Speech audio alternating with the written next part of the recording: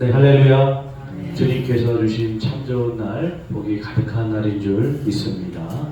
오늘 백주감사 주일을 맞이하여 우리 지난 6개월 동안 지켜주신 하나님의 은혜에 감사드리며 또 여러분의 삶 속에 늘 감사의 축복이 가득하시기를 예수님의 이름으로 간절히 축원드립니다. 오늘 시간에는 염려하지 말고 감사함으로 아뢰라 하는 제목으로 함께 말씀과 은혜를 나누겠습니다. 우리 전후좌우 이렇게 인사 나누시겠습니다. 감사하면 행복해집니다 라고 인사 나누시겠습니다. 감사하면 행복해집니다. 감사하면 행복해집니다. 아멘. 1918년 미국 미네소타 보베이라는 작은 탄광촌에 사진관을 운영하는 앤스트롬이라는 사람이 있었습니다. 어느 날 그의 사진관에 백발이 성성하고 세상사에 몹시 지쳐 보이는 남루한 옷을 입은 한 노인이 찾아왔어요. 그는 보잘것없는 신발 털개를 팔러 사진관에 들어왔습니다. 그리고 그는 너무나 지쳐서 사진관 안에서 잠깐 쉬고자 했어요.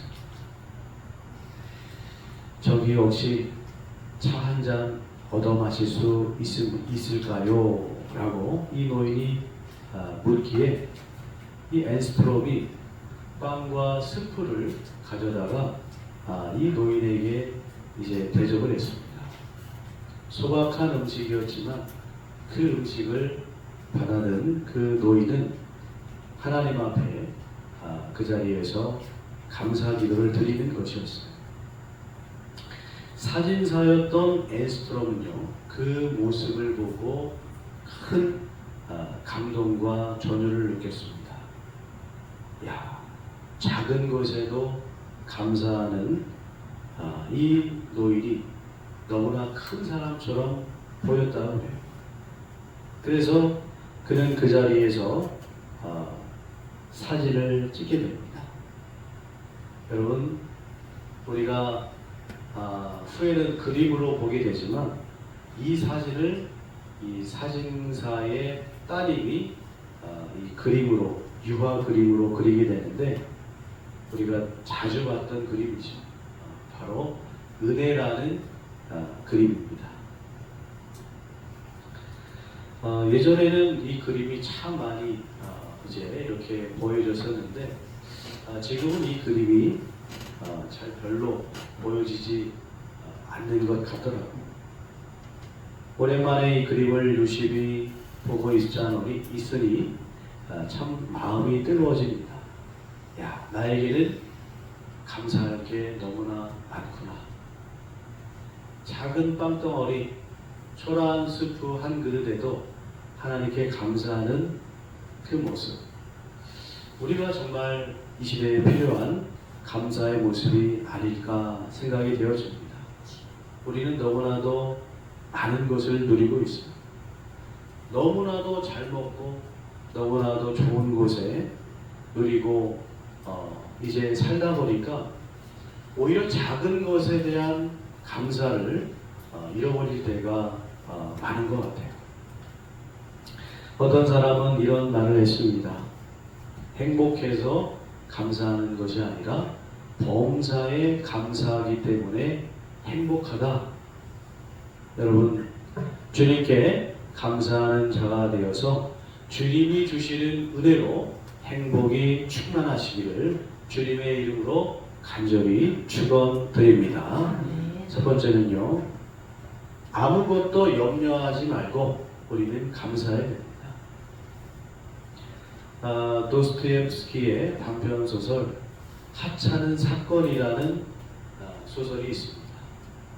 러시아 시대 때 말단 시청 공무원이 어느 날 실수로 시장의 구두를 꽉 밟게 되었습니다. 그는 즉시 사과했지만 이 시장은 다른 일에 몰두하느라고 이 사람이 사과하는 것을 바라보지 못했습니다. 그런데 그 말단 공무원은 집에 돌아와서 잠을 이룰 수가 없었어요. 야, 시장이 나를 용서하지 않은 거야. 나는 해고될 텐데, 이제 해고될 텐데, 그러면 우리 가족은 어떻게 하지? 잠을 설친 이 사람은요, 그 다음날 아침 일찍 시장을 찾아갔습니다. 시장님, 죄송합니다. 제가 큰 실수를 했습니다. 근데 시장은 또 열심히 다른 일을 하느라고 바빠요. 그래가지고 알겠다고 가라고. 그랬더니 이 말단 공무원이 시장이 나를 용서할 생각이 없나 봐. 그래가지고 하루 종일 우울하게 있다가 그 다음날 시장을 또 찾아가서는 무릎 꿇고 용서를 비는 거예요. 시장님, 한 번만 용서해 주십시오. 제가 모르고 그랬습니다. 저는 처자식이 있어요. 시장은 황당해가지고, 아니 이 사람이 왜 이러나 막 화가 나가지고, 이봐 왜 이래? 당신 정신 나간 거 아니야? 하면서 그 사람을 쫓아냈습니다. 이 사람은 그날 밤 잠을 이룰 수가 없었습니다. 이제 내일 되면 나는 쫓겨나는구나. 밤새 염려하고 두려움에 휩싸여서 그렇게 끙끙대다가 아침에 싸늘한 시체로 발견되었다고 합니다. 여러분, 사실 시장은요, 이 사람이 구두를 밟은 것조차도 알지 못했습니다. 그런데 이 사람은 계속 염려하고 두려워하고 계속 그랬던 겁니다. 우리가 살아가면서 대부분의 염려는 아직 일어나지 않은 일에 대한 염려라고 합니다. 실제로 우리가 100개의 근심 걱정을 하면 그 중에서 95개는 일어나지 않는다고 해요. 실제적으로 일어나는 경우는 5% 정도밖에 안 되는데, 그 중에서도 실제로 일어나는 경우는 뭐 더 적다고 합니다. 여러분, 우리의 인생은 이렇게 염려로 가득 차 있습니다. 주님께서는 이렇게 염려하는 우리들을 아시고 오늘 본문에서 뭐라고 말씀하십니까? 아무것도 염려하지 말고 라고 말씀하셨어요. 여러분, 염려라는 것은요, 하나님의 돌보심에 대한 불신입니다. 염려는 하나님을 신뢰하지 못하는 모습이에요. 우리 자녀들을 한번 생각해 보십시오. 우리 자녀를 키울 때 보면 초등학생 때, 어린아이일 때 염려가 없어요. 그냥 늘 해맑고 그냥 얼마나 즐거운지 몰라요. 왜냐하면 필요한 모든 것을 부모가 다 공급해 주기 때문입니다. 사람들은 그러죠. 철이 없어서 그래. 뭘 모르니까 그래. 그러나 아이들의 이러한 행동은요, 엄마 아빠를 절대적으로 신뢰하는 그런 모습이라는 거예요. 엄마 아빠를 100% 믿는 모습이라는 거죠. 모세의 인도로 이스라엘 백성들이 출애굽하게 됩니다. 홍해를 건너 수르 광야로 들어가게 되죠. 사흘 길을 걸었으나 물이 없어. 목이 말라 이스라엘 백성들이 아우성십니다. 이제 우리 죽었구나. 근데 마라에 도착해 보니까 물이 있어요. 얼마나 기뻤을까요? 야, 이제 우리 살았다. 근데 물을 마시려고 보니까 물이 너무 써서 그 물을 먹을 수가 없는 겁니다. 출애굽기 15장 24절에 보니까 백성들이 막 모세를 붙들고 원망하는 겁니다. 우리 다 죽이려고 물도 못 먹게 해서 여기서 죽게 하려고 끌고 왔냐고. 우리는 도대체 어디서 물을 마셔야 하냐고 막 난리를 치고 있습니다. 여러분, 우리가 그 다음 사건이 어떤지는 알고 있습니다만, 하나님 믿고 정말 조금만 기다려보면 하나님께서 그 물을 먹을 수 있는 물로 곧바로 바꾸어 주실 텐데, 그거 믿지 못해가지고 염려하고 죽게 됐다고 원망하고, 여러분, 그런 우리들의 모습이 사실 신앙생활하면서 얼마나 많이 있습니까? 저도 부족한 저도 이렇게 목회를 하면서도 염려의 마음이 내 안에 막 휩싸일 때가 있어요. 어떡하지? 큰일 났네. 캄캄한 마치 그런 어두운 터널을 지나고 있는 것처럼 그런 마음이 들 때가 있어요. 여러분, 그런데 지금까지 돌아보면 하나님께서 때마다 일마다 채워주신 줄로 믿습니다. 내 형편에 누릴 수 없는 것들을 하나님께서 공급해 주시는 것을 제가 경험했습니다. 성경은 우리 주님께서 이렇게 말씀하셨습니다. 얘들아, 공중의 새를 한번 봐라. 또 저기 들에 피어있는 들풀을 봐라. 그들은 심지도 거두지도 창고에 모아두지도 않음에도 불구하고 하나님께서 다 먹이고 입히고 기르시지 않냐. 그런데 하물며 하나님의 자녀된 너희들일까보냐. 저는 요즘 잠언 30장 8절의 말씀을 붙들고 기도하고 있습니다. 나를 가난하게도 마옵시고 부하게도 마옵시고 오직 필요한 양식으로 나를 먹이시옵소서. 그냥 인생의 염려로 하나님 주신 귀한 시간 이러한 것들을 낭비하고 싶지 않더라고요. 이 땅에서 염려를 보십시오. 더 가지지 못한 것에 대한 염려가 너무나 많습니다. 여러분, 이 땅에서 부유하게 살면서 하나님 위해 사용하면 참 좋지만 그렇지 못할 때가 너무나 많다는 거죠. 내 욕심 채우려고 창고를 채우다 보면 여러분, 거기에는 근심, 걱정, 불안, 두려움이 끊이지 않는 겁니다. 그러므로 우리는 여호와께 우리 하나님을 의지하고 그분께 맡겨야 될 줄로 믿습니다. 우리의 모든 행사를 하나님께 맡기면 하나님께서 경영하시고 이루어 주실 줄 믿습니다. 아무것도 염려하지 말고 하나님께 기도하는 여러분들이 되시기를 주님의 이름으로 간절히 축원드립니다. 두 번째는요, 우리 모든 일에 기도와 간구로 해야 됩니다. 자, 본문 6절을 보면 다만 모든 일에 기도와 간구를 하라고 말씀하고 있습니다. 여러분, 우리가 하나님께 기도하는 이유가 무엇입니까? 하나님께서 모든 문제를 다 해결하실 수 있다 믿기 때문에 기도하는 거죠. 하나님이 하실 수 없는데 여러분 하나님 붙들고 기도할까요? 아니잖아요. 하나님은 모든 문제를 다 해결하실 수 있다, 전지전능하신 하나님이심을 우리가 믿기 때문에 여러분 우리가 기도하는 겁니다. 앞서 살펴보았지만 염려는 하나님을 불신하는 것이라고 했어요. 기도하는 것은 하나님을 신뢰하는 겁니다.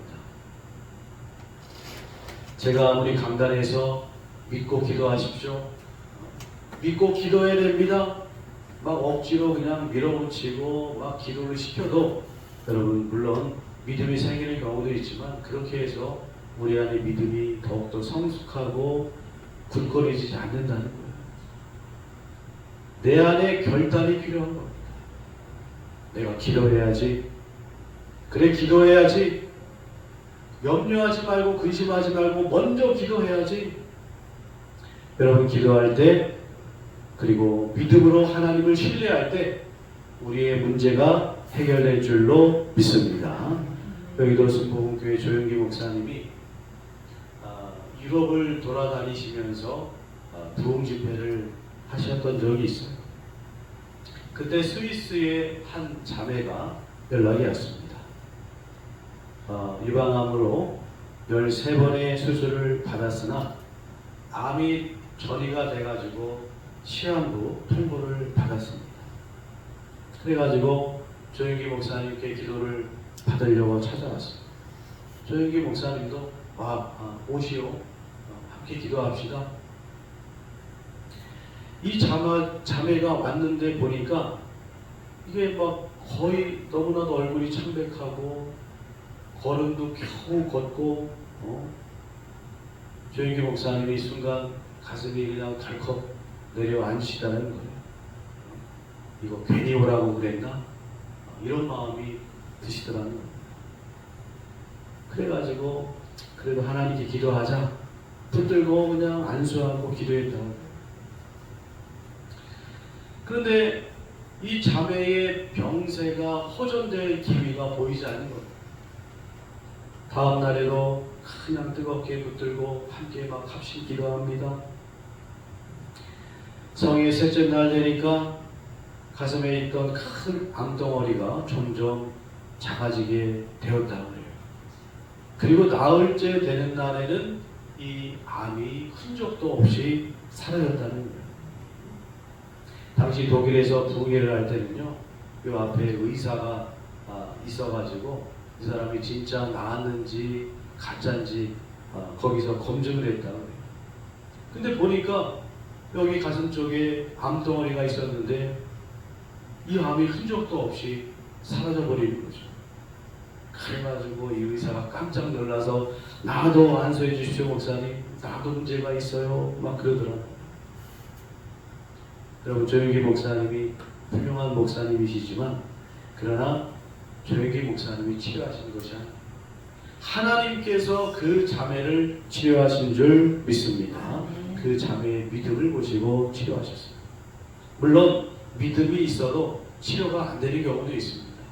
사도 바울이 여러분 지병이 있었잖아요. 육체에 가시가 있었습니다.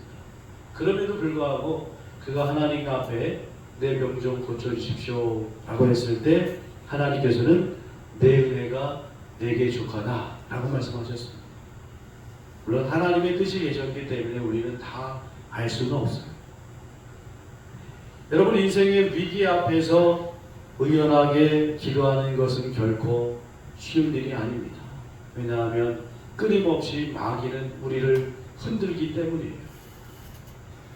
마귀는 자꾸 우리 생각에 나쁜 생각과 마음속에 온갖 불신의 생각을 불어넣어 줍니다. 여러분, 이 마귀를 대적하는 것이 무엇이겠습니까? 하나님 앞에 기도하는 것인 줄 믿습니다. 사도행전 12장에 보면 헤로당은 요한의 형제 야고보를 칼로 살해했습니다. 그러자 유대인들이 이 일을 기뻐하는 겁니다. 그래가지고 헤롯이 그냥 의기양양해서 초대교회 지도자인 베드로까지 붙잡아 버렸어요. 감옥에 가둬놨습니다. 베드로를 감옥에 가두고 쇠사슬로 꽁꽁 묶고 그 옆에 2명의 군인을 배치하고 그 다음에 그 감옥 밖에 또 2명을 배치하는 겁니다. 그렇게 16명의 군인을 배치해서 베드로를 감시하게 했어요. 여러분, 이런 상황에서 베드로가 탈출할 수 있을까요? 이게 어찌 보면은 베드로는 이제 헤롯에 의해서 사형당할 일만 남아있는 겁니다. 베드로가 살아날 확률은 매우 희박했죠. 여러분, 이때 초대교회가 어떤 일을 했습니까? 여러분, 귀족과 권력자 찾아가서 우리 베드로 사도 좀 구해주십시오. 아니면은 사람들 선동해가지고 시위합시다. 막 우리가 베드로를 구출해야 됩니다. 여러분, 그랬습니까? 초대교회 성도들이 이 베드로의 위기 앞에서 어떤 일을 했느냐? 우리 5절 말씀 읽어보겠습니다. 이에 베드로는 옥에 갇혔고 교회는 그를 위하여 간절히 하나님께 기도하더라. 아멘. 여러분, 베드로를 구할 수 있는 어떤 모든 구원의 문들은 다 닫혀 있었습니다. 그런데 가장 중요한 기도의 문이 열려 있었다는 거예요. 여러분, 기도는요 마지막 수단이 아닙니다. 이것저것 해보다가 안 되겠다, 그래 기도라도 해보자. 여러분, 마지막 수단이 기도가 되어서는 안 되는 거예요. 베드로가 옥에 갇혔을 때 가장 먼저 초대교회 성도들이 기도했던 것처럼 여러분, 우리 인생의 어려운 염려와 문제를 만났을 때 가장 먼저 할 일은 하나님께 기도하는 것인 줄로 믿습니다. 그러면 하나님께서 우리의 믿음의 기도를 들으시고 문을 여시고 응답하시고 생명과 축복의 우리에게 열어주실 줄 믿습니다. 그 은혜가 여러분 안에 충만하시기를 주님의 이름으로 간절히 축원합니다. 세 번째로는요, 우리가 구할 것을 감사함으로 아뢰는 거예요. 오늘 본문에 보면 염려하지 말고 다만 모든 일의 기도와 간구로 너희 구할 것을 감사함으로 하나님 앞에 하나님께 아뢰라 라고 말씀하고 있어요. 여러분, 감사는 어느 때 하는 겁니까? 누가 나에게 좋은 것을 줬을 때, 뭔가 내가 이득을 봤을 때, 감사합니다, 고맙습니다. 물론 도움을 받았어도 감사하지 않는 사람도 있어요. 예를 들면 예수님께서 10명의 나병 환자를 고쳐주셨는데 9명의 나병 환자는 예수님 찾아와서 감사하지 않았습니다. 오직 한 명만 찾아와서 예수님께 감사했어요. 본문에 보니까 염려하지 말고 감사함으로 기도해라 이렇게 말하고 있어요. 여러분 한번 생각해 보십시오. 여러분의 사업이 실패해서 부도위기에 빠지게 되었고 가족들은 앞으로 무엇을 어떻게 살아가야 할지 막막합니다. 염려와 근심이 우리 안에 가득해요. 또 내 가족이 병들었거나 다쳤거나 불의의 사고를 당했을 때 여러분, 우리 안에 감사의 기도가 쉽게 닿을 수 있겠습니까? 쉽지가 않겠죠. 본문에서는 그런데 우리에게 뭐라고 말씀하느냐? 감사함으로 하나님 앞에 아뢰라 라고 말씀하고 있습니다. 이 본문의 내용을 주석서로 찾아보니까 이런 내용이 들어가 있더라고요. 기도는 나의 간구사항에 초점을 맞추는 것이 아니라 기도를 받으시는 하나님께 초점이 맞춰져야 한다. 그리고 응답에 대해서 하나님의 뜻이 최선임을 믿고 감사함으로 받겠다는 자세로 기도해야 된다. 여러분, 기도는 하나님께 초점을 맞추고 기도하는 거다라는 거예요. 여러분, 우리의 기도는 어떻습니까?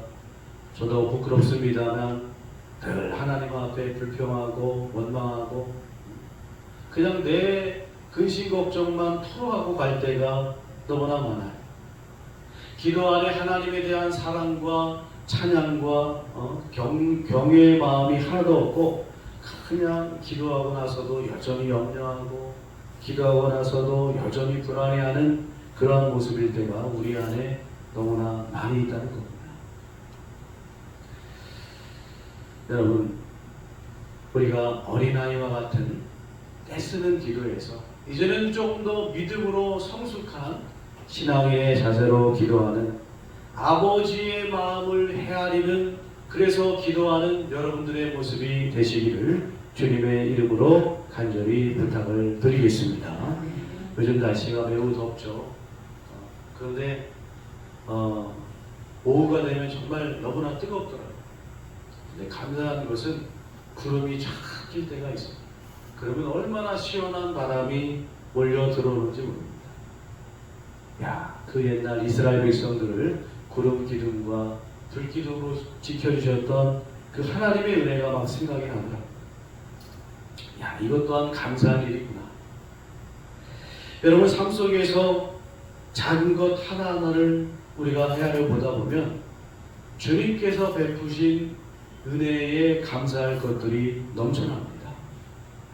오늘 내가 지금 숨 쉬고 있는 것, 지금 내가 말하고 듣고 보고 있는 것, 내 몸이 움직이는 것, 음식을 먹을 수 있는 것, 여러분 좋은 분들을 만난 것, 이 모든 것들이 우리의 감사의 조건이라는 겁니다. 여러분, 그러므로 우리는 하나님 앞에 하나님의 마음을 헤아리고 감사하는 기도를 더 많이 하시기를 바라겠습니다. 하박국 선지자와 같이 가진 것이 없지만 그러나 난 하나님으로 말미암아 기뻐하리로다. 하나님이 내 하나님이신 것 자체만으로도 감사의 조건이 되는 거예요. 현실을 돌아보면 그렇지 않은 상황일 수 있습니다. 그러나 주님 믿고 감사함으로 자꾸 하나님 앞에 매달릴 때, 오늘 이 6절 다음의 말씀인데요. 한번 읽어보겠습니다. 그리하면 모든 지각에 뛰어난 하나님의 평강이 그리스도 예수 안에서 여러분의 마음과 생각을 지키시리라. 아멘. 여러분, 염려할 것이 없는 상황이라 할지라도 하나님 붙들고 감사함으로 하나님 앞에 기도할 때 하나님께서 우리의 생각과 마음을 지켜주시고 이 상황을 역전시켜 주시는 하나님의 은혜를 체험하게 될 줄로 믿습니다. 그 하나님을 믿고 베풀어 주시는 은혜를 깨달아 늘 감사 기도하는 우리 교회가 되기를 예수님의 이름으로 간절히 축원드립니다. 기도하겠습니다. 하나님 감사합니다. 우리를 이렇게